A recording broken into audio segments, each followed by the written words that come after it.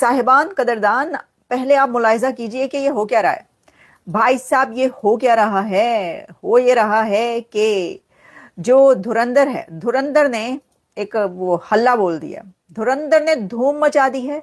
और ऐसी धूम मचाई है कि अब पाकिस्तान में तो परेशानी है ही है, लेकिन साथ ही कुछ अरब कंट्रीज में भी परेशानी स्टार्ट हो चुकी है, क्योंकि धुरंधर को अरब कंट्रीज में बैन कर दिया गया। 6 अरब कंट्रीज ऐसे हैं जहां पर धुरंधर को बैन कर दिया गया है, वहां पर धुरंधर मूवी नहीं दिखाई जा रही। अब देखिए, जब कोई मूवी बैन होती है ना, तो बस आप समझ लीजिए कि वो मूवी जो है ना, वो अब हर कोई देखेगा। भाई साहब, जैसे ही कोई मूवी बैन होती है, मुझे तो लगता है कि जो कंट्री मूवी को बैन करता है ना, वो कह रहा होता है, वेखो वेखो, हमें पता है कि हमारे बैन करने के बाद आप और देखेंगे, इसलिए हम बैन कर रहे हैं। अब आप मुझे अंदाजा लगाएं कि जिस मूवी की इतनी धूम मची हुई होगी, और फिर पता ही चलेगा कि जी धुरंधर जो है वो 6 अरब ममालिक में बैन हो चुकी है, तो क्या लोग वो देखेंगे नहीं?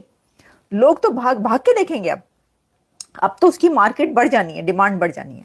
पहले हम आपको बताते हैं कि वो कौन से 6 अरब कंट्रीज हैं जिन्होंने ये बैन लगाया है और क्यों लगाया। तो भाई जी, ये हैं Saudi Arabia, UAE, Qatar, Kuwait, Bahrain और अम्मान। यहाँ पर भारतीय फिल्म धुरंधर नहीं दिखाई जाएगी, यानी कि अगर दिखाई जा रही थी तो रोक ली गई है, उतार ली गई है सिनेमा घरों से। तो इसका मतलब ये हुआ कि पाकिस्तान की तो बहुत सी है।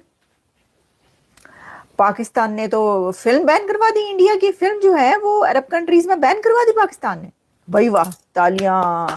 पाइन एदे नाल की होना जे, ए दसो, मतलब इससे फर्क क्या पड़ना है? ये तो और चलेगी। मेरी बहन कहने लगी कि भाई देखो, बात सुनो कि ये जो है ना मूवी, ये मैंने कहा देखनी है। ओ, क्योंकि पता ही चला, हमें तो घर के अंदर ही पता चल रहा है, मुझे नहीं पता था, पता ही चला कि मेरी जो बहन साहिबा, उन्होंने फरमाया भाई ये अक्षय खन्ना ने क्या कर दिया। मैंने कहा क्या हुआ? कहते वो तो धूम मच गई उसकी, वो तो हर तरफ जो है ना, मैं अमेरिका में रहने वाले लोगों की बात कर रही हूँ, पाकिस्तान में नहीं। पाकिस्तान के लोग भी यही फोन कर करके कह रहे हैं, कहने लगी जी ये जो है ये धूम मची हुई है उसकी, उसका स्टाइल लोग जो है वो कर रहे हैं कॉपी, ये दोबारा से आ गया, ये कहाँ पर आया है कौन? मैं कहा भाई ये धुरंधर का काम है। गई जी, ये जो है ना, ये तो भाई क्लिप पे क्लिप चल रहा है उसके, तो उसने तो कमाल कर दिया, क्या जबरदस्त उसका गेटअप है, क्या उसने एक्टिंग कर छोड़ी है, क्या उसका। तो कह रहे हैं कि ये तो लोग नौजवान वैसे कपड़े सिलवा रहे हैं, अक्षय खन्ना जैसे कपड़े सिलवाए जा रहे हैं, नौजवान पाकिस्तान में अक्षय खन्ना जैसा गेटअप कर रहे हैं, कपड़े सिलवा रहे हैं, वैसे सूट सिलवा रहे हैं टिकटॉक की रील्स बनाने के लिए। Can you imagine? नौजवानों को भी पैसे देखें कितने, इस टिकटॉक की रील बनाने के लिए जो है वो सूट सिलवाए जा रहे हैं। भाई क्या बात है, अच्छी बात है, ये तो अच्छी बात है। तो जी साथ में कह रहे हैं जी, रणवीर सिंह ने वो जो हाफ आस्तीन की है, छोटी छोटी आस्तीनों वाली स्लीव्स वाली शर्ट पहनी है, और वो कह रहे हैं कि वो पाकिस्तानी तो जल भुन गए। उन्होंने कहा जल भुन के, वो कह रहे हैं लो ये बताओ, पाकिस्तान में तो ये हाफ स्लीव पहनी नहीं जाती, आधी आस्तीन की कमीजें नहीं पहनी जाती, ये रणवीर सिंह ने कहाँ से पहन ली? इसीलिए जो है जासूस नाकाम हुआ या नाकाम होते हैं।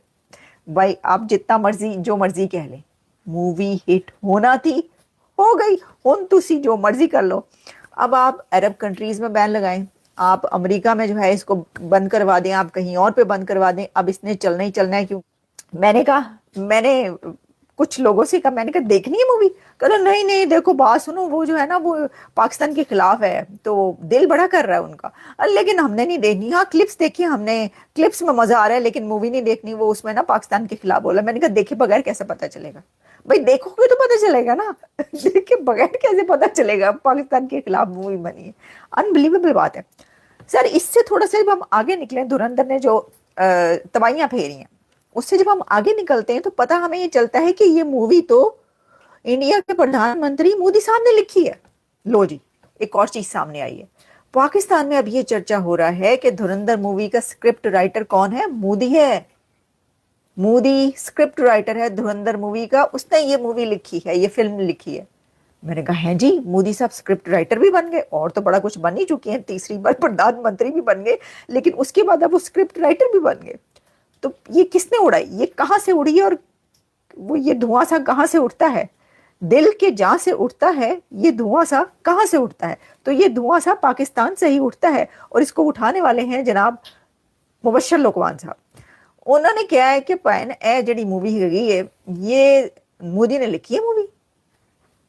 और उसने लिखी है, तो उन्होंने कहा जी 3 घंटे, उन्होंने कहा 3 क्या, ये 6 घंटे की होती। किसी की हिम्मत थी, जब मोदी ने ये वाली फिल्म लिखी तो किसी की हिम्मत थी वो एक लफ्ज भी काट देता।